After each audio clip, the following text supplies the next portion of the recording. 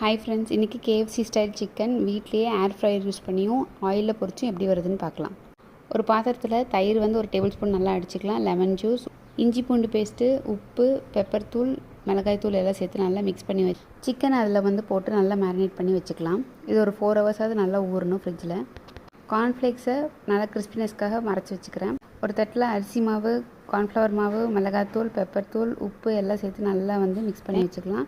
இன்னொரு பாத்திரத்தில் முட்டையை அடிச்சுட்டு இந்த மாவை கொஞ்சமாக கலந்து வச்சுக்கலாம். அதே மாவில் பொடி பண்ணி வச்சுருக்கிற கார்ன்ஃப்ளவர் ஃப்ளேக்ஸை நல்லா மிக்ஸ் பண்ணிக்கலாம். இப்போ நம்ம மேரினேட் பண்ணி வச்சுக்கனை முதல்ல அந்த ட்ரை இதில் போட்டு பிரட்டி எடுத்துகிட்டு அப்புறம் நம்மளோட முட்டையில் போட்டு மறுபடியும் இதுலேயே ட்ரை இதில் போட்டு மிக்ஸ் பண்ணிட்டோன்னா நம்மளுக்கு ரெடி ஆகிடுச்சு. இது ஏர் ஃப்ரையரில் 20 மினிட்ஸ் 200 டிகிரி செல்சியஸில் வச்சுருக்கேன். எண்ணெயிலையும் நல்லா பொரித்து எடுத்து வச்சுட்டேன். ஏர் ஃப்ரையரில் வந்தது உள்ள சிக்கன் ரொம்ப ஜூஸியாக சூப்பராக இருந்துச்சு.